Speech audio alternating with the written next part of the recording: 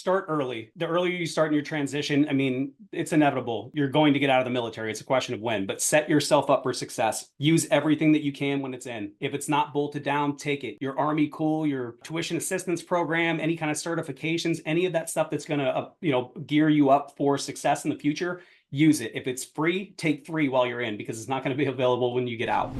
Welcome to the 7 Eagle Group podcast, your home for inspiring stories, valuable tips, and great advice from hard-charging veterans so you can lead a more rewarding and lucrative post-military career. All right. Hey, guys, it is Jordy. I got an amazing guest today, one of the leaders in our industry. I'm so excited that we crossed paths and met. Just an absolutely amazing guy who does so much for our veterans and for companies who are hiring this amazing talent pool. I served 14 years in the Marines. Grew up outside of Pittsburgh in Erie, PA, and now we're sort of neighbors. He's in South Boston, so not far from me in Western Massachusetts. But really got his experience in this industry working for the grandfather in our space, Recruit Military. So he spent 7 years working there and, honing his skills, and then went off and started his own agency called BufferSprings out of Boston, where he's been doing it for 3 years and just absolutely kicking butt, working with big companies like Pepsi and Frito-Lay.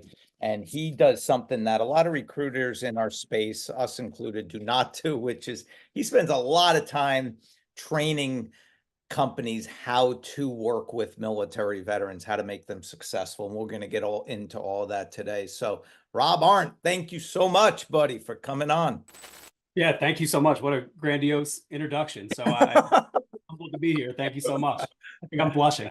So thanks for having me on the podcast. Hey, appreciate it, man. So let's start at the beginning, man. Growing up in PA, what made you decide to join the Corps? Yeah, I mean, it was an interesting upbringing. So I am a dirt poor street kid by trade. I grew up in Erie, Pennsylvania, one of the poorest zip codes in our country right now. High poverty rate, high crime rate. Not a lot of opportunities there in the greater Erie area. So I was a knucklehead kid, didn't have a lot of guidance growing up and whatnot. Parents were pretty much absent, latchkey kid, you know the story. But got into trouble, everything else, run-ins with the law inside and out, and needed a way to get out of there. And college wasn't in the cards for me. Work, I had already been doing that since I was 8 years old, and cleaning up asbestos on job sites and everything else for my father, who was a construction worker. So just wasn't for me. So I saw the military, the recruiters came to the school, found some interest in it, and saw, hey, this is a way out of Erie. This is a way to gain some discipline, earn some of the things that I didn't earn growing up, and learn a different way. And found my calling in doing it, and ended up staying in the Marine Corps for 12 years active, then stayed in the reserves for 2 years. But, really was a defining moment for, putting me together as the human being that I am today. I love that. What did you do in the Corps? Yeah, so because I was a knucklehead kid, I didn't get to choose my MOS when I came in. So I was open contract, basic needs of the Marine Corps. So I got selected for supply and logistics to start off. Learned some good skills in the trade, good ways to, work with other individuals, be collaborative, work with higher ranks and whatnot in the billet that I was in. Deployed to Iraq. 9/11 happened. We were in the initial invasion to Iraq. So deployed there. Got a secondary MOS in nuclear, biological, chemical warfare. Got to work with the British, the Czechoslovakians, train our team in decon tactics and things like that.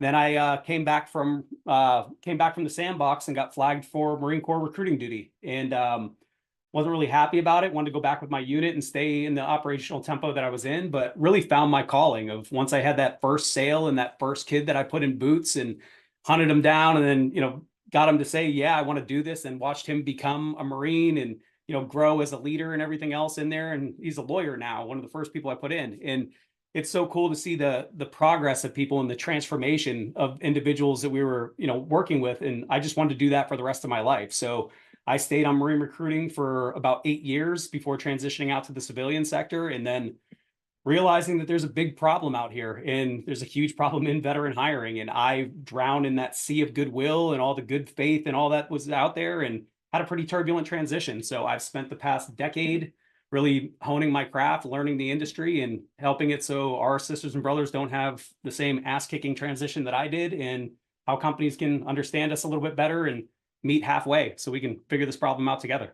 Good for you, man. I like that. So coming out of the Corps and your transition, I know you landed with Recruit Military. What was that experience like? And for those who don't know, would you say they're considered the sort of the grandfather in the recruiting in the civilian military space? Yeah, definitely have been around for a while. What happened with me is I went from being a Marine recruiting station commander and all the things that came along with that. I was running, 6 states of New England. I was a leader. I could basically do whatever I wanted, to working in a cubicle, selling a $40 hammer back to the government. And it was a toxic workplace for me. It may have been good for someone else, but it wasn't a good match for me. My purpose, my calling, and all of that was down. And I started, really going into a tailspin of applying to hundreds of jobs, going to all these veteran-friendly companies, and as a sales guy with a dynamic background and past and, accolades, everything else that went along with it, I couldn't get hired as an accomplished salesperson in these companies. So it led me to believe, as I kept asking myself the question, like, I'm applying to all these companies, I'm tweaking my resume, I'm using their language, I'm doing everything I possibly can. And these are veteran friendly companies. They should know how to do this, but it was falling on deaf ears. So literally applied to hundreds of jobs, went into that tailspin before realizing, like, it's not my problem. It's not me that's the problem. It's a problem that's out there and no one owns that problem. So I decided at that moment, I'm going to own this problem. And I can't do it right now. I'm not equipped to do it, but I'm going to learn this industry every way that I can. So I reached out to the original founder of Recruit Military, Drew Myers, did some research. Well, as a matter of fact, where did it go? I have this little red book that I carry around everywhere with me. I think it's in my carry-on right now, but in that book, I started putting all these ideas of all the things, all the claymore mines that I was hitting face on in my transition and all the things that I wanted to do. Then I started finding companies that were doing things in the veteran space, and Recruit Military was one of those. So I had reached out to the original founder, Drew Myers. I was a Marine, he was a Marine, he was an officer, I was enlisted, they were in Cincinnati, I was in Boston. And I basically said, hey, sir, appreciate what you guys are doing. Love what your company stands for right now. This is what I do. I'm in Boston. I see that you're in Cincinnati. Would love to work with you. If not, I may be a competitor and I'll see you in the arena in 6 months. Drew got back to me. We had a really great conversation. We ended up talking for about an hour and a half. And then I ended up connecting with some other leaders within the organization, ended up hitting it off. So I came aboard as a account executive, making less than I was making in the Marine Corps, but I saw the potential of making commission. And that's something I never had when I was on the street in Marine recruiting duty. Like, it didn't matter how many people I put in, it was the same paycheck. So saw the commission in there, knew my own abilities, and was like, all right, I'll take the old Pepsi challenge and I'll go do this. So I spent about almost 8 years with the organization, came from an account executive to a national account executive, then a director, then a vice president. Then eventually I was the senior vice president of business development and sales at Recruit Military, Bradley Morris, and MBA Veterans Network. And it was a really cool experience. I mean, I literally got to engage with thousands of veterans over the years. I was an events director. I was, putting on a lot of things, building products, building a lot of the infrastructure that's there, and pushing the sales team to make these accomplishments to connect organizations to veterans. But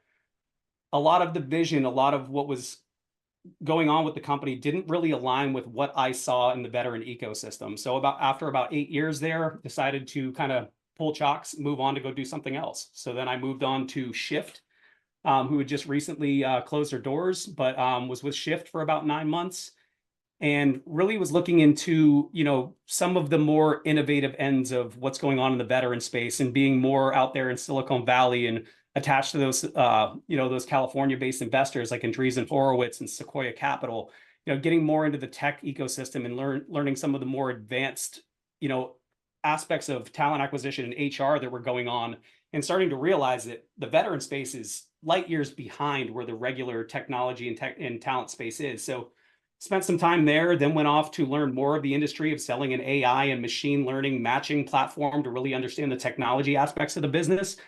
Got out of the veteran space altogether, but it just kept calling me back. I had old clients and partners that I work with saying, hey, will you come do a keynote, or will you do something for Veterans Day, or will you come do a training with us? And I just realized, like, this space keeps calling me back. And I just had this itch that I never put down that red book, and I never stopped thinking about it. And I've been obsessed with solving this problem since I transitioned out of the Marine Corps back in 2012. And we're going to solve this problem collectively.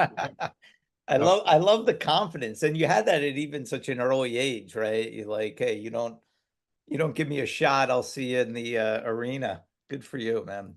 But I mean, that's how we have to be. I mean, fortune Yeah. favors the bold. And if we're just quiet and we're not doing anything, like there is a large, like right now, 61% of veterans are underemployed. That is a huge Yeah. problem for us as veterans. It's also a huge problem for corporate America that they're Yeah. not getting the best out of their best people coming from the military ranks. And no one's actually solving the problem. We're just looking at transactional services on it. And no offense to anyone who's doing that, but we need to start collectively working together and thinking of it as a bigger almost epidemic of things going on in our country, Right. that people don't want to serve our country anymore because of what happens to veterans on the back end and how we're Yeah. depicted out there in society. We have to change these things, not just for us, but for the military and for the sanctity of our country. Yeah, no doubt. No doubt. All right. So then you go and hang your own shingle at Buffer Springs, and that must have been a little scary and exciting at the same time. And talk a little bit about that, and then talk a little bit about specifically what you guys do and who you serve. And Yeah, absolutely. So with Buffer Springs, again, this is a long time coming. If I would have done this when I got out of the Marine Corps, I wanted to. In 2012, this is what I wanted to do, but I wasn't equipped. I didn't know what I didn't know. I didn't have the network. I didn't have the understanding of the inner workings of the business. Now, over 10 years of building this and understanding it and the inner workings and the politics and everything else that go along with it and compliance and federal regulations, I find myself to be an expert in that, and was finally got to the point where I felt that confidence that I know more than, and I'm not being cocky, but I know more than almost anyone out there in the veteran space. I've had more exposure to it. I've worked with hundreds of clients over the years, getting deep dives into their veteran programs, not the surface level, their website or where they wave a couple flags or whatever, but the inner workings, that they're being audited by the OFCCP, or that their talent slate is down, or that they just can't seem to get veteran retention or their ERG to stick. These are the internal issues that I worked with these companies and helped them solve problems internally. And all these miniature problems that we're solving equate to the bigger problem. If we can help one organization be actually military effective and understand what to do with the right veterans and how to keep those individuals and how to have them churning and bringing other veterans into the organization, be extensions, they can create many military connected communities within their company that are profit centers for them and that are great places for veterans to transition out and find these actual friendly companies that want to do something at the end of the day. So that's really been the purpose and the calling for Buffer Springs, is that I knew that the timing was right. I felt it in my gut. Not to mention, I had to jump at this point. My previous employer, just all bullshit aside, I can't remember the final conversation, whether I was fired or whether I quit. But all I knew is at the end of that conversation that I was no longer employed with that employer. It yeah, wasn't a great work environment for me. We didn't see eye to eye on things, and that was the last place I was. And at that point, it was like, I either go look for a job and go back into that tailspin of applying to all these companies, or I use my network and go get a job. Then I ran into the conundrum that all of us run into as veterans, that I didn't want to write a resume, and I suck at writing resumes. I said, you know what? Instead of writing a resume, I'm just going to start a company and see what happens. And I gave myself a year of runway to do it and jumped off the deep end. And I haven't looked back since. And we're 3 years in and still growing, still building, and doing some amazing work and taking on the clients that we want to work with, yeah. and not ones that we have to, get into a Yeah, job. like when we spoke last time, I was really, I was so impressed by your attitude on the types of clients that you work with and your philosophies, and they have to be the right fit. They can't be ones who just want to sort of pat themselves on the back for hiring veterans. They really have to be committed to your process and your mentorship. Discuss that a little bit of some of those theories that you live by.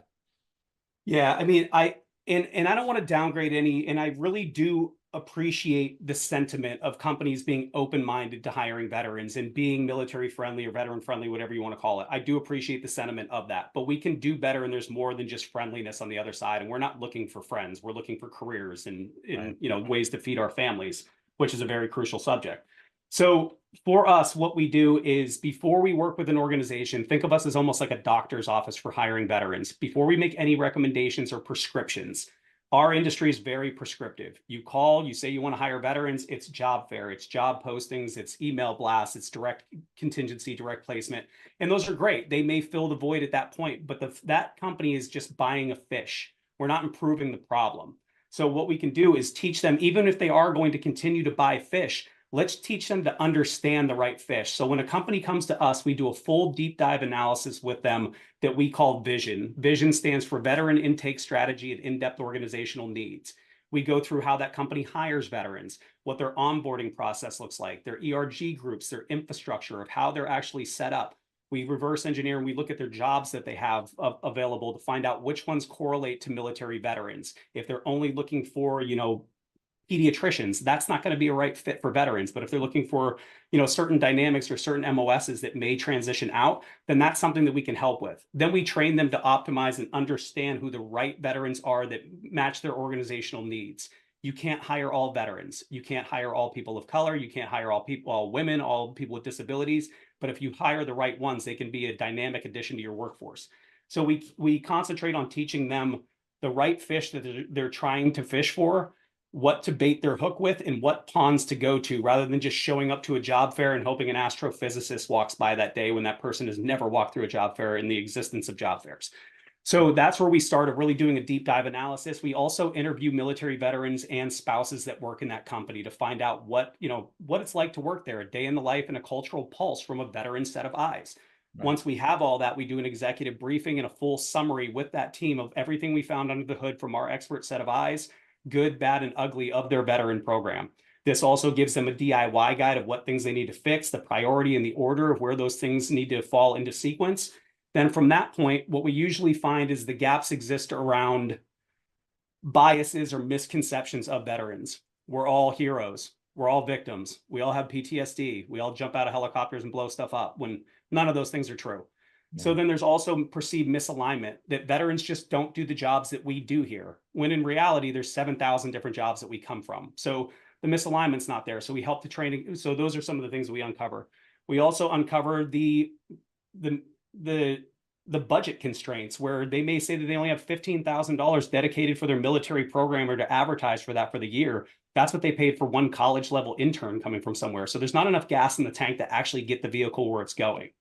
Then we look at the ecosystem, that they're working with the wrong partners, or they're going to the wrong events, looking for the wrong people and scratching their head of why they're not getting results.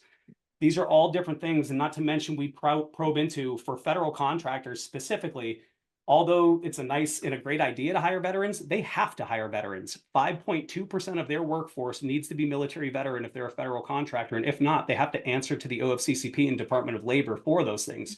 So those are all the things that we do a deep dive analysis into.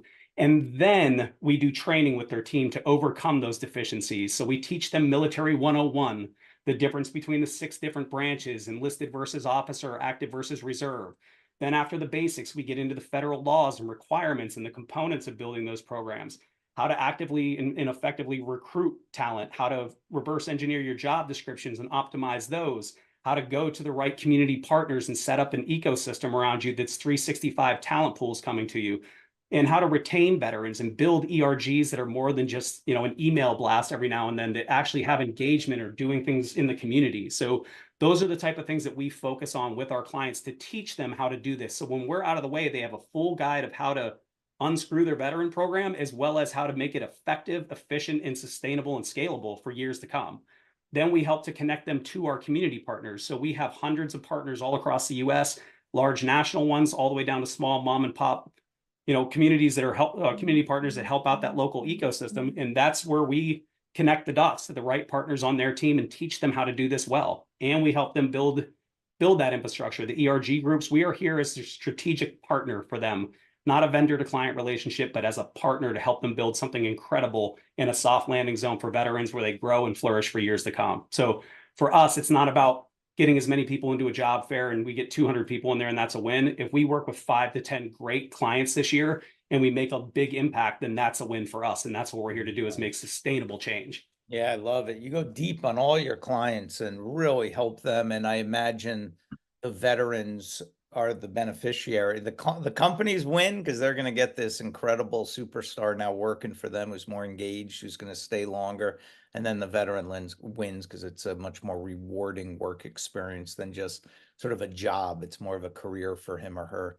So I love that you're putting all that thought and energy into your relationships that you're building.